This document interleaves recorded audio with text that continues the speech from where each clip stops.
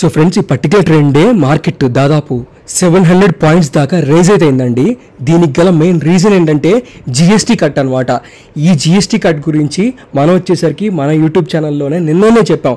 GST 2.1 లేదంటే 2.0 impact వచ్చేసరికి Monday market పైన ఉండబోతుంది అని అయితే మనం అయితే చెప్పాం. మనం చెప్పినట్టుగానే మార్కెట్ మండే విపరీతంగా అసలు చాలా హ్యూజ్ గ్యాప్ అప్ ఓపెనింగ్ అయితే ఇచ్చిందనమాట. సో ఈ జిఎస్టీ 2.0 వల్ల, అంటే ఈ జిఎస్టీ కట్ వల్ల మనకి ఇండియాలో ఏ వస్తువులు లేదంటే ఏ పరికరాలు ఏవి చీప్గా మారబోతున్నాయి అండ్ ఏవేవి కాస్ట్లీగా అవ్వబోతున్నాయో ఈ వీడియోలో నేను మీతో చాలా క్లియర్గా డిస్కస్ అయితే చేస్తాను. దాంతోపాటుగా మనం చూసుకున్నట్లయితే ఇవాళ సో యుక్రెయిన్ ప్రధాని జెలెన్స్కీ వచ్చేసరికి ట్రంప్తో అయితే ఇవాళ మీటింగ్ అయితే పెట్టుకోబోతున్నారు. సో దీని గురించి చాలా పెద్ద పెద్ద అప్డేట్స్ అయితే వచ్చాయన్నమాట.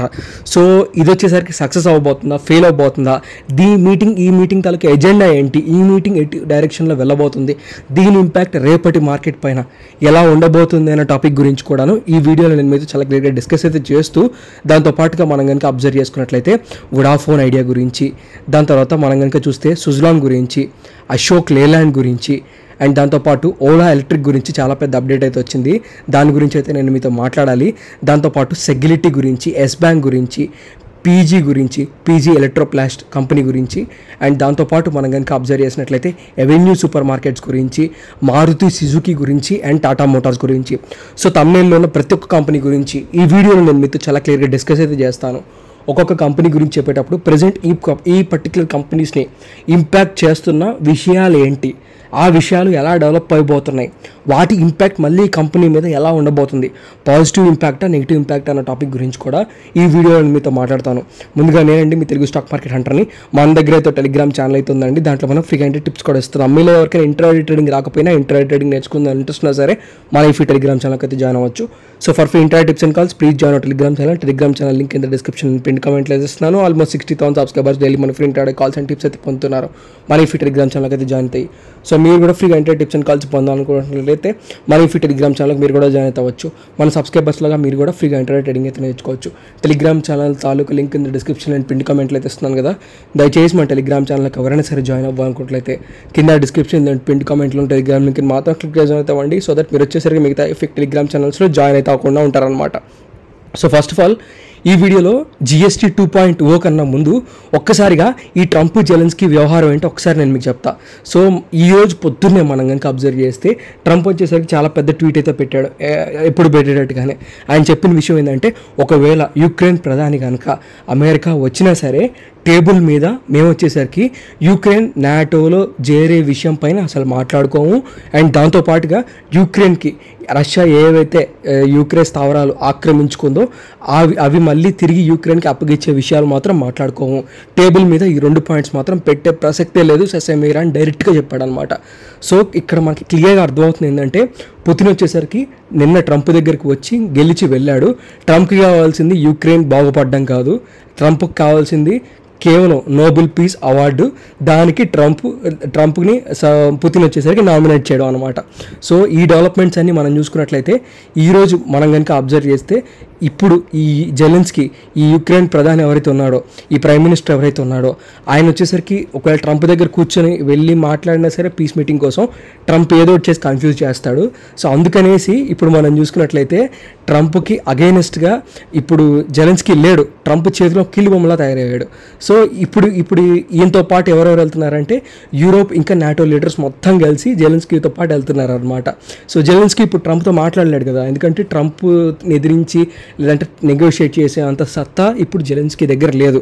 అందుకనేసి మనం చూసుకున్నట్లయితే European commission president, so NATO secretary, British prime minister, French president, German chancellor, Italian prime minister Meloni గారు, ఇంకా ఫిన్లాండ్ ప్రెసిడెంట్, సో వీళ్ళందరూ కలిసి జెలెన్స్కీతో పాటు ట్రంప్ దగ్గరికి వెళ్ళి నెగోషియేషన్స్ కోసం వెళ్తున్నారనమాట.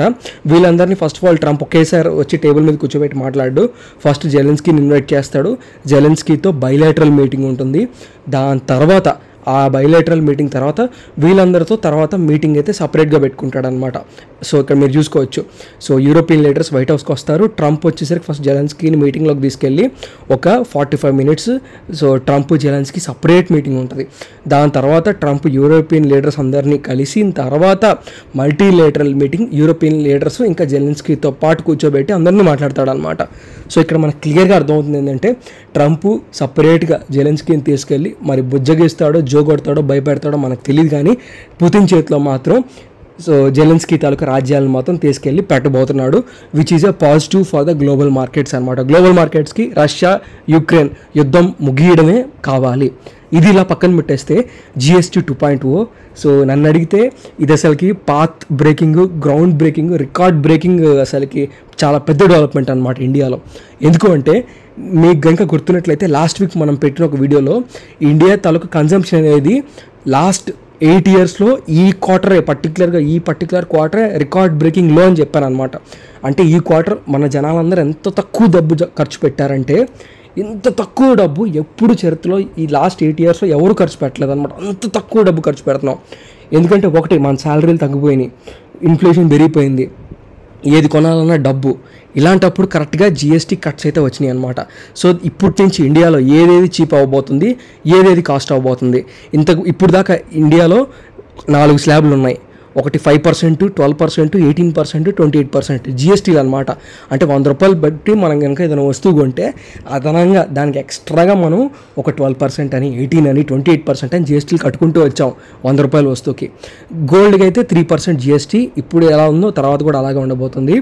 సో డైమండ్స్ మీద 1.5 GST యాజ్ ఇట్ ఈస్గా ఉంటుంది. రఫ్ డైమండ్స్ మీద 25 పైసలు GST యాజ్ ఇట్ ఈస్గా ఉంటుంది. సో ఇప్పుడు ఈ కొత్త GST ప్రకారం వీళ్ళు ఏం చేస్తున్నారంటే ఇప్పుడు దాకా 18-12% GST మెజారిటీ ఆఫ్ ద ఐటమ్స్కి ఉంది కదా, అదంతా తీసుకెళ్ళి 5% స్లాబ్లో పడైపోతున్నారు అనమాట. దీనివల్ల చాలా వస్తువులు చీప్గా అయితే రాబోతున్నాయి. ఏవేవి చీప్గా మారబోతున్నాయి అండ్ ఏవేవి కాస్ట్లీగా మారబోతున్నాయో ఈ వీడియోలో నేను మీకు ఇప్పుడు చెప్తాను.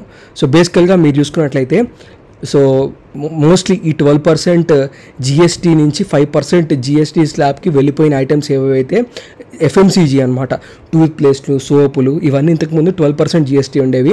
ఇవన్నీ కూడా ఇప్పుడు 5% GSTగా మారబోతుంది. Snacks, chips, frozen food, vegetables, అంటే ఇప్పటి నుంచి మనకు ఆ లేస్ ప్యాకెట్లో ఇంకో 2-3 లేస్ ఎక్స్ట్రా వస్తాయి అనమాట. సో అట్లా జరుగుతుంది. మిల్క్ ప్రోడక్ట్స్ కానీ ఇవన్నీ కూడాను. ఇంకా మళ్ళీ mobile phones, computers, machines, pressure cookers, గీజర్లు, వ్యాక్యూమ్ క్లీనర్లు, ఇవన్నీ కూడాను మళ్ళీ ఈ 5% GSTలోకి వెళ్ళిపోబోతున్నాయి. ఇప్పుడు దాకా ఏవేవైతే 18% GSTని అట్రాక్ట్ చేసినాయో అవన్నీ కూడాను మళ్ళీ 5%కి కూడా మారబోతున్నాయి అనమాట. కాకపోతే ఇప్పుడు దాకా ఏ కార్లు అయితే కొన్ని లగ్జరీ కార్లు ఫస్ట్ ఆఫ్ ఆల్ 28% GST కడతాం. ఇంకొక అదనపు 22% GST కొన్ని లగ్జరీ కార్స్ మీద ఇండియా ఇప్పుడు కట్టేది కదా. ఇండియాలో ఎవరైనా ప్రజలు ఒక మంచి BMW, బెంజో కొనుక్కుంటే ఫస్ట్ 28% GST కడతారు. అది కాకుండా ఎక్స్ట్రా ఇంకో 22% GST కడతారు కదా. అదంతా ఎత్తేసి ఓన్లీ స్ట్రైట్ ఫార్వర్డ్ 40% అయితే పెట్టబోతున్నారు అనమాట. అది కూడా మంచిదే. కాకపోతే సిగరెట్లు, ఆల్కహాల్ ఇవన్నీ కూడాను వీటిని సిన్ ఐటమ్స్గా పరిగణించి వీటికి మాత్రం 40% GST అయితే అమలైతే చేయబోతున్నారు. సో ఎవరెవరైతే స్మోకర్స్, డ్రింకర్స్ ఉంటారో వాళ్ళకి కొంచెం బ్యాడ్ న్యూస్ అని చెప్పుకోవాలి. సో ఆన్లైన్ గేమింగ్స్, బెట్టింగ్ రాయలు ఎవరైతే ఉంటారో, ఆన్లైన్లో ఎవరెవరైతే ప్యాకెట్లు ఆడుతుంటారో వాళ్ళకి కూడా భయంకరమైన GST పడబోతుంది.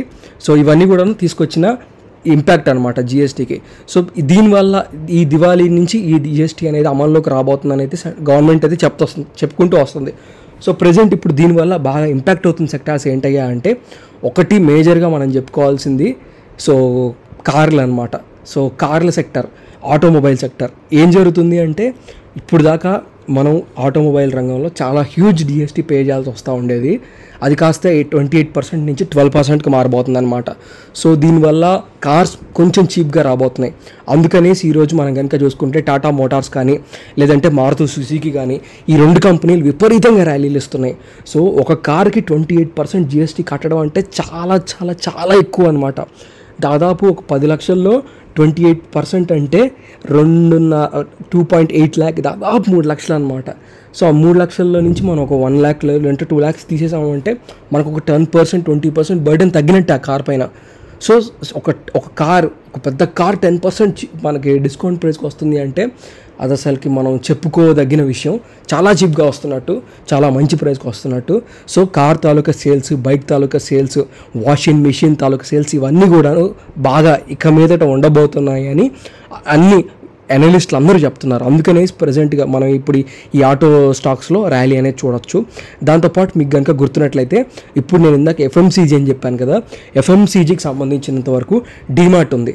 సో మీరు గుర్తుపెట్టుకుంటే నేను మీకు లాస్ట్ వీడియోలో డీమార్ట్ గురించి ప్రస్తావించిన వీడియోలో పబ్లిక్ దగ్గర 9% ఎవెన్యూ సూపర్ మార్కెట్ షేర్స్ ఉండేవి. అవి కాస్త ఇప్పుడు 7%కి వచ్చేసింది.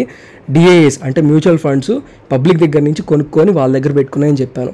సో ఎఫ్ఐఏస్, డిఐఏస్, పబ్లిక్ వీళ్ళందరిలో కల్లా తక్కువ ఉంది మన పబ్లిక్ దగ్గరే ఎవెన్యూ సూపర్ మార్కెట్ షేర్స్. మీరు గమనిస్తే ప్రమోటర్ అసలు ₹1 కూడా అమ్మలేదు, ₹1 కూడా పెంచుకోలేదు. ప్రమోటర్ ఎంత ఉంచుకోవాలో అంతే పెట్టుకున్నాడు ఆయన దగ్గర నుంచి. సో నన్ను అడిగితే కాస్త ఎఫ్ఎంసీజీకి కూడా డిమాండ్ వచ్చే ఛాన్సెస్ అయితే ఉన్నాయి. సో ఇప్పుడు మనం వచ్చేసరికి ఈ బెనిఫిషరీస్ ప్రకారంగా చూసుకున్నట్లయితే సో మనకి చాలా సెక్టార్స్లో ఇప్పుడు మనం కాస్త రైజ్ అనేది చూడవచ్చు. మనం కనుక అబ్జర్వ్ చేస్తే మీకు కనుక గుర్తున్నట్లయితే పీజీ ఎలక్ట్రోప్లాస్ట్ గురించి లాస్ట్ టైం పడినప్పుడు నేను ఒకటి విశ్లేషించి చెప్పాను. నేను ఆ రోజు ఏం చెప్పానంటే పబ్లిక్ దగ్గర హోల్డింగ్ పడిపోతుందే కానీ మనం భయపడిపోయి అమ్మేసుకుంటున్నామే కానీ సో మీరు చూసుకుంటే మ్యూచువల్ ఫండ్స్ కానీ ఎఫ్ఐఏస్ కానీ తన హోల్డింగ్స్ని పెంచుకుంటున్నాయి. ప్రమోటర్ అమ్మినా సరే ఎఫ్ఐఏస్, డిఐఏస్ కొనుక్కుంటున్నాయి కానీ పబ్లిక్కే భయపడుతున్నారని చెప్పాను. అది ఇప్పుడు నిజమైంది. సో బేసికల్గా వాళ్ళకి అర్థమైన విషయం ఏంటంటే ఈ పీజీ ఎలక్ట్రోప్లాస్ట్ అనే కంపెనీ ఎందుకు పడుతుంది, ఈ కంపెనీ పరిస్థితి ఏంటి, ఈ కంపెనీ చేసే పనులు ఏంటి, వాషింగ్ మిషన్లు, ఏసీలు, కూలర్లు, దీని తాలూకా డోమ్స్ తయారు చేయడం, వీళ్ళ తాలూకా అసెంబ్లీ చేయడం, ఇలాంటివన్నీ చూసుకుంటూ ఉంటుంది అనమాట. సో ఇప్పుడు ఇండియాలో కన్జంప్షన్ అనే దాని మీద ఈ కంప్లీట్ గేమ్ అయితే ఉందన్నమాట. ఈ కంప్లీట్ గేమ్ అంతా కన్జంప్షన్ పైనే ఉంది. ఆటోమొబైల్స్ ఇవాళ స్టాక్స్ విపరీతంగా ర్యాలీ ఇచ్చాయి. ఎందుకు? కన్జంప్షన్ పెరగబోతుందని. ఇప్పుడు ఈ పీజీ ఎలక్ట్రోప్లాస్ట్ లాస్ట్ మంత్ ఎందుకు పడింది? కన్జంప్షన్ పడిపోయింది కాబట్టి. ఇప్పుడు ఇక్కడి నుంచి కన్జంప్షన్ అనేది ఫ్యూచర్లో రాబోతుందని అందరూ అనలిస్టులు అందరూ యాంటిసిపేట్ చేస్తున్నారు కాబట్టి ఈ స్టాక్కి డిమాండ్ వచ్చింది ఇప్పుడు ప్రజెంట్. సో ఈరోజు ఈ స్టాక్ ర్యాలీ ఇవ్వడానికి గల మెయిన్ రీజన్ ఏంటంటే అదే అనమాట. సో దాంతోపాటుగా మీరు కనుక అబ్జర్వ్ చేస్తే ఎఫ్ఎంసీజీ సెక్టార్లో ఉన్న కంపెనీలన్నీ కూడా పుంజుకోబోతున్నాయి. సో ఎఫ్ఎంసీజీ ఒకటి, ఆటోమొబైలు, దాని తర్వాత ఎలక్ట్రానిక్స్, ఇవన్నీ కూడాను మనం. దాని తర్వాత మీరు చూసుకుంటే ఇన్సూరెన్స్ కంపెనీస్ కూడా ఇప్పుడు దాకా 18% జిఎస్టీ వేసేది కదా, అది కాస్త కుదిరితే 5%, లేదంటే అసలు నెగ్లిజిబుల్ అంటే ఇంకా తగ్గే అవకాశాలు ఉన్నాయి అని అయితే అనలిస్టులు చెప్తున్నారు. అది కూడా చాలా మంచి విషయం, అది కూడా మంచి రీఫార్మ్ అనమాట. సో మీకైతే ఓవరాల్గా ఈ జిఎస్టీ అనేది తగ్గడం వల్ల, ఈ జిఎస్టీ ఫ్యాక్టర్ అనేది తగ్గడం వల్ల ఎన్ని సెక్టార్స్ అన్నీ బాగా ముందుకెళ్ళే ఛాన్సెస్ ఉన్నాయో మీకైతే అర్థమైంది అనుకుంటున్నాను. సిమెంట్ సెక్టార్ కూడా మీరు చూసుకుంటే ఐరన్, సిమెంట్ అందరం కొంటూ ఉంటాం కదా. సో నిత్యావసర వస్తువులే కావచ్చు, ఇల్లు కావచ్చు, ఏం కొన్నా కానీ అవి కాస్త తగ్గే అవకాశాలు ఉన్నాయన్నమాట. అది నేను మీకు చెప్పాలనుకుంటుంది. సో ప్రజెంట్ ఇప్పుడు మిగతా కంపెనీస్ గురించి మాట్లాడుకుందాం. ఈ పర్టికులర్ ట్రెండ్ వొడాఫోన్ ఐడియా సడన్గా ఎందుకు ర్యాలీ ఇచ్చింది, సన్నట్లో సడేమియా అన్నట్టు. సో వొడాఫోన్ ఐడియా ఎందుకు ర్యాలీ ఇచ్చింది అంటే నేను మీకు దానికి ఒక గ్రాఫ్ చూపించాలి. సో ఇది వచ్చేసరికి గ్రాఫ్ చూస్తున్నారు అనుకోండి. ఈ గ్రాఫ్ ఏంటంటే వొడాఫోన్ ఐడియా తాలూకా సబ్స్క్రైబర్స్ డిక్లైన్ అవ్వడం 2015 నుంచి 2025 వరకు ప్రతి సంవత్సరం చూపించుకుంటూ వచ్చాను నేను మీకు. సో ఈ సబ్స్క్రైబర్స్ తగ్గడం అనేది మీరు చూసుకుంటే ఫ్రీ ఫాల్ అనమాట. 2018కి 19 చూసుకుంటే అలా పడిపోయారు సబ్స్క్రైబర్స్. సో 40 కోట్ల నుంచి 35 కోట్లకు పడిపోయారు సబ్స్క్రైబర్స్. అర్థమవుతుందో లేదో. సో 35 కోట్ల నుంచి 32 కోట్లకు పడిపోయారు. అర్థమవుతుందా? మీకు క్లియర్గా అర్థమవుతుంది అనుకుంటున్నాను. అంటే ఎలా పడ్డారు చూడండి సబ్స్క్రైబర్స్. ఇప్పుడు రీసెంట్ క్వార్టర్లో 19,70,00,000 నుంచి 19,20,00,000కి మాత్రమే పడ్డారు. అంటే దాని మీనింగ్ ఏంటంటే ఇంతకుముందు చూడండి 35 crores నుంచి 32 crores అంటే ఎన్ని కోట్లు? 3 కోట్ల మంది ఒక్కసారిగా వొడాఫోన్ ఐడియా సిమ్లు తీసి అవతల పడేశారు. కానీ ఇప్పుడు కేవలం 50 లక్షల మందే. అంటే సబ్స్క్రైబర్స్ పడడం వొడాఫోన్ ఐడియాలో ఆగలేదు, కానీ ఈ సబ్స్క్రైబర్స్ పడడం అనే స్థితి ఏదైతే ఉందో, ఈ థింగ్ ఏదైతే ఉందో, ఈ ప్రక్రియ అనేది తగ్గిందనమాట. సో వొడాఫోన్ ఐడియాకి ఇది కాస్త పాజిటివ్ విషయం. సబ్స్క్రైబర్స్ పడిపోవడం అనేది తగ్గుతూ ఉంటే ఏం జరిగిద్ది? ఆబ్వియస్గా ఇక్కడి నుంచి కొత్త సబ్స్క్రైబర్స్ రావడము, లేదంటే ఉన్నవాళ్ళు ఉండడము, ఏదో ఒకటి. ఈ రెండిట్లో ఏం జరిగినా వొడాఫోన్ ఐడియాకి మంచిదే. ఎలాగో వొడాఫోన్ ఐడియా సిమ్ తాలూకా బిల్స్ పెంచుతుంది, average revenue per user ARP అనేది కూడా పెరుగుతుంది. కాబట్టి ఎటుది కూడి వొడాఫోన్ ఐడియాకి ఇది మంచిది అనమాట. అందుకని ప్రజెంట్ ఈరోజు వొడాఫోన్ ఐడియా లేచింది. ఇప్పుడు సుజలాన్ పరిస్థితి ఏంటి, సుజలాన్ ఎందుకు పడిపోతుంది? సో సుజలాన్ గురించి మనకి పాజిటివ్ అప్డేట్ అయితే రావాలి. సుజలాన్ వాళ్ళు అఫీషియల్గా వాళ్ళకి టాటా పవర్ వాళ్ళకి జరిగిన డీల్ గురించి బయటకు వచ్చి టాటా పవర్ వాళ్ళు కానీ సుజలాన్ వాళ్ళు కానీ చెప్పాలి. అప్పుడు దాకా దీని పరిస్థితి ఇంతే. సో మిక్స్డ్గా ఉంది అనలిస్ట్ తాలూకా వ్యూ. ఎందుకంటే 444 మెగావాట్స్ మాత్రమే సుజలాన్ లాస్ట్ క్వార్టర్లో డెలివరీ చేయగలిగింది కదా, చేసింది. దాని కెపాసిటీ ఎక్కువ ఉన్నా సరే లాస్ట్ క్వార్టర్లో డెలివరీ తక్కువ చేసింది. ఎందుకంటే ప్రతి జూన్ క్వార్టర్లో సుజలాన్ ఎనర్జీ వాళ్ళు తక్కువ డెలివరీ చేస్తారు, అది అందరికీ తెలిసిన విషయమే. బట్ జనాలకి ఈ విషయం తెలియదు కాబట్టి వాళ్ళు ఆ న్యూస్ ప్రాపగాండా అయితే చేస్తున్నారు. సో ఒకసారి చూసుకోండి ఆ విషయం, సుజలాన్ తాలూకు ఫైనాన్షియల్స్కి వెళ్ళి మీకు అర్థమవుతుంది. లేదంటే నేనైనా చూపిస్తాను నెక్స్ట్ వీడియోలో. సో నెక్స్ట్ వచ్చేసరికి అశోక్ లేలాండ్. సో జిఎస్టీ తగ్గడం వల్ల మనం చూసుకున్నట్లయితే ఈ ఆటో సెక్టార్లో ఉన్న కంపెనీలన్నీ ర్యాలీ ఇచ్చినాయి కదా, దాంట్లో భాగంగానే అశోక్ లేలాండ్ పెరిగింది తప్పించి కొత్తగా ఏం లేదు. So GST on commercial vehicles మీరు చూసుకున్నట్లయితే 12 to 28% ఉండబోతుంది అనమాట. సో 28% నుంచి 12%కి జిఎస్టీ పడ్డా మనకు లాభమే. 12% ఉన్నాయి, 5%కి వెళ్తాయి కాబట్టి అక్కడ నుంచి ట్యాక్స్ రేట్ తగ్గినా మనకు లాభమే. ఎటు కూడి మనకి ఈ ట్యాక్స్ తగ్గడం వల్ల వెహికల్స్ తాలూకా ప్రైస్ అనేది అట్లీస్ట్ తక్కువ 10% డిస్కౌంట్లో వస్తున్నాయి. సో చాలా చాలా మంచి మార్జిన్ అదైతే నేను మీకు చెప్పగలుగుతాను. ఓలా పరిస్థితి ఏంటంటే ఇప్పుడు ఈయన అగర్వాల్ గారు నాకైతే నిజంగా చెప్తున్నా నవ్వు వచ్చిందండి. ఈవెంట్ తాలూకా మొత్తం సినాప్సిస్ చూసిన తర్వాత కొత్త బైక్ కనిపెట్టారు ఓలా వాళ్ళు. ఆ బైక్ వచ్చేసరికి diamond head electric vehicle, motor vehicle అనమాట. సో ఇది వచ్చేసరికి మనం చూసుకున్నట్లయితే డైమండ్ హెడ్ ఉంటుంది. దీని కాస్ట్ అక్షరాల 5 లక్షలు అనమాట. ఈ బైక్ తాలూకా కాస్ట్ వచ్చేసరికి 5 లక్షలు. ఈయన దీన్ని సూపర్ బైక్స్ కేటగిరీలో పెట్టాడు. ఈ బైక్స్ అసలు సూపర్ బైక్సే ఇండియాలో ఫ్లాప్ మోడల్ అండి. సో మనం చూసుకున్నట్లయితే రాయల్ ఎన్ఫీల్డ్ ఉంది. సో రాయల్ ఎన్ఫీల్డ్ 650cc బండ్లు వదులుతుంది, 350cc వదులుతుంది. ఎంత హిట్టో మనకు తెలుసు. రాయల్ ఎన్ఫీల్డ్ బైక్ రేట్లు ఎంత ఉంటాయండి? మహా అయితే 2 లక్షలు 3 లక్షలు ఉంటాయి. సో ఇప్పుడు ఈయన ఎలక్ట్రిక్ వెహికల్ అందులోనే 5 లక్షలు పెట్టి అసలు ఆ ప్రైజింగ్ స్ట్రాటజీయే నాకు నచ్చలేదు. అండ్ దీనికి రేంజ్ ఎంత ఉన్నా సరే ఎవరు తీసుకోరు అనమాట. అసలుకి ఇదంతా ప్లాస్టిక్ డోమ్ అండి. ఎవరన్నా 2-3 కొంటారు, ఖచ్చితంగా 5 లక్షలకి వర్తా అంటే వాళ్ళు ఖచ్చితంగా యూట్యూబర్లో ఎవరో ఒకరు ఆబ్వియస్గా చెప్పేస్తారనమాట 5 లక్షలు అంత సీన్ లేదంటారు. కళ్ళతో చూస్తుంటే అర్థమవుతుంది అనమాట.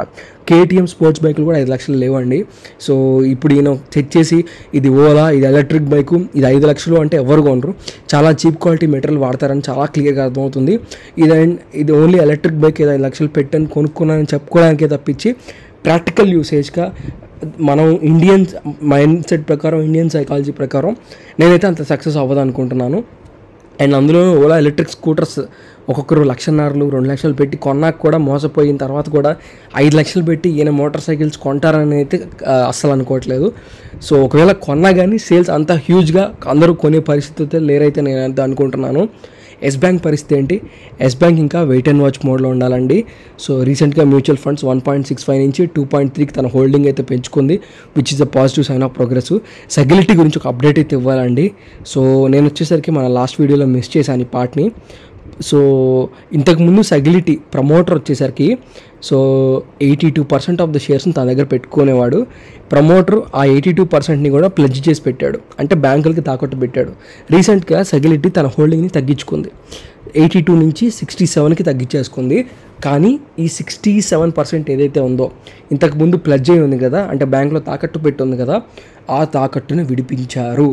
సెగ్యులిటీ ఓనర్ విడిపించాడు. అది చాలా చాలా చాలా పాజిటివ్ న్యూస్ అనే చెప్తున్నాను. సో ఈ పాయింట్ని నేను మిస్ చేశాను. కింద కామెంట్ సెక్షన్లో ఎవరో నన్ను కామెంట్ చేశారు. నేను కామెంట్ చదివి వెళ్ళి ఒకసారి చూసుకున్నాను అనమాట, క్రాస్ చెక్ చేశాను. అరే ఈ పాయింట్ మనం మిస్ అయ్యాం కదా అనిపించింది. సో అందుకని ఈ వీడియోలో మళ్ళీ చెప్పాను. సో ఎఫ్ఐఐస్ డిఐఎస్ హోల్డింగ్ని పెంచుకుంటున్నాయి, డిఐఎస్ డబల్ చేసుకున్నాయి, మనం కూడా పబ్లిక్ కూడా డబల్ చేసుకున్నారు. సో నార్మల్గా ఉంది share holding pattern. So interest ఉన్న వాళ్ళు చూడాలనుకుంటే చూడొచ్చు. సో పీజీ ఎలక్ట్రోప్లాస్ట్ గురించి చెప్పాను. దాంతోపాటు మిగతా కంపెనీస్ గురించి చెప్పాను, జిఎస్టీ ఇంపాక్ట్ ఎలా ఉండబోతుందో చెప్పాను. సో వీడియో ఇక్కడ దాకా చూసిన వాళ్ళు ఈ వీడియో మీకు ఇన్ఫర్మేటివ్గా అనిపిస్తుందా? ఇవాళ మార్కెట్ ర్యాలీ ఇచ్చిద్దని నిన్ననే మనం చెప్పామండి. సో మనం ఎక్స్పెక్ట్ చేసినట్టుగానే ఇచ్చింది. ఈ వీడియో మన అనాలిసిస్ మీకు కనుక నచ్చినట్లయితే తప్పకుండా ఈ వీడియోకి ఒక్క లైక్ తీసి మమ్మల్ని మా టీంని ఎంకరేజ్ చేయండి. సో బేసికల్గా నెక్స్ట్ వీడియోలో నేను ఒక డెడికేటెడ్ వీడియో చేద్దాం అనుకుంటున్నాను ఈ వారం. సో కొన్ని పర్టికులర్ కంపెనీస్ ఈ జిఎస్టీ ఇంపాక్ట్ వల్ల విపరీతంగా ఇంపాక్ట్ అవబోతున్నాయి అన్నమాట. అంటే పాజిటివ్గా ఇంపాక్ట్ అవబోతున్నాయి. అవి ఏంటి స్లోగా మనకు తెలిసిద్ది ఆ ఇంపాక్ట్ అనేది కూడా. అంటే ఉన్న పలంగా ఈరోజు అన్నీ మనకి సెక్టారికల్గా కొన్ని ఎఫ్ఎంసీజీ కంపెనీలు, దాని తర్వాత ఆటోమొబైల్కి సంబంధించిన కంపెనీలు అలా రైజ్ అయినాయి కదా. అలా ఇవాళ రైజ్ అవ్వకుండా మనకి తర్వాత నెక్స్ట్ వచ్చే క్వార్టర్లీ రిజల్ట్లో దాని తాలూకు ఇంపాక్ట్ కనపడబోతుంది. అవి ఏంటో వాటి మీద ఒక మంచి డెడికేటెడ్ వీడియో అయితే చేస్తాను. సో ఆ డెడికేటెడ్ వీడియో మన దగ్గర నుంచి మీరు కనుక ఎక్స్పెక్ట్ చేసినట్లయితే ఈ వీడియోకి నేను మీకు ఇస్తున్న టార్గెట్ 1000 లైక్స్. 1000 లైక్స్ పడిన వెంటనే వాటి మీద ఒక డెడికేటెడ్ వీడియో చేస్తాను. ఈ లోపల మీ పోర్ట్ఫోలియోలో షేర్ ఉందా, దాన్ని మీరు బై చేద్దాం అనుకున్నా సరే, సెల్ చేద్దాం అనుకున్నా సరే, పోనీ యావరేజ్ చేద్దాం అనుకున్నా సరే, కింద కామెంట్ సెక్షన్లో మీ షేర్ యొక్క యావరేజ్ ప్రైస్కి వేసి కామెంట్ చేసినట్లయితే మీ కామెంట్స్ అన్నిటికీ రిప్లై ఇస్తాను. లాస్ట్ 1 వీక్ 500 కన్నా ఎక్కువ కామెంట్స్కి రిప్లైస్ ఇచ్చాను. ఇవి కూడా ప్రతి ఒక్క కామెంట్ రిప్లై ఇస్తాను. అలా కాకుండా మీ పోర్ట్ఫోలియోలో స్టాక్ ఉంది, ఆ స్టాక్ గురించి మీ అంతా డెడికేటెడ్గా వీడియో పెట్టిద్దాం అనుకున్నా సరే కింద కామెంట్ సెక్షన్లో స్టాక్ యొక్క పేరు మెన్షన్ చేయొచ్చు. ఎక్కువగా ఎవరైతే స్టాక్ గురించి ప్రస్తావిస్తారో తప్పకుండా స్టాక్ గురించి ఒక డెడికేటెడ్ వీడియో చేసే ప్రయత్నం అయితే చేస్తాను. ఇలా మీరు స్టాక్స్ని అమ్మే క్రమంలో కొనే క్రమంలో third party demat account brokers ఉంటారు, వీళ్ళకి మీరు ఎక్కువ బ్రోకరేజ్ ఛార్జెస్ చెల్లిస్తూ ఉంటారు. సో అలా మీరు వాళ్ళకి బ్రోకరేజ్ ఛార్జెస్ చెల్లించకుండా సో మీరు కనుక ఆ బ్రోకరేజెస్ అమౌంట్ని దాచిపెట్టుకుందాం, సో దాన్ని ఇయర్ ఎండింగ్లో కూడబెట్టి మళ్ళీ మంచి స్టాక్స్ కొనుక్కుందాం అనుకున్నట్లయితే కింద డిస్క్రిప్షన్లో ఏంజిల్ వంతలో ఫ్రీ డీమాట్ అకౌంట్ లింక్ ఇస్తున్నాను. ఈ ఫ్రీ డీమాట్ అకౌంట్ లింక్ ద్వారా ఫ్రీ డీమాట్ అకౌంట్ 5 నిమిషాల్లో ఓపెన్ చేసుకోవచ్చు, నా చెప్పతే 5 నిమిషాల్లో క్లోజ్ చేసుకోవచ్చు. మన దగ్గర ఫ్రీ డీమాట్ అకౌంట్ ఓపెన్ చేసుకున్న వాళ్ళకి మనం ఇస్తున్న ఆఫర్ ఏంటంటే మీరు మన టెలిగ్రామ్ ఛానల్కి వచ్చి పోర్ట్ఫోలియో అనాలిసిస్ చేయించుకున్న, పోర్ట్ఫోలియో రివ్యూలు చేయించుకున్న, నేను కానీ మా టీం కానీ ₹1 కూడా ఈ విషయంలో మీ దగ్గర నుంచి తీసుకోము. మీరు కూడా ఎవరికి ₹1 కూడా ఇవ్వద్దు. సో ఫ్రెండ్స్, వన్స్ అగైన్ నేనండి మీ తెలుగు స్టాక్ మార్కెట్ హంటర్ని. ఉంటానండి. థ్యాంక్ యూ అండి.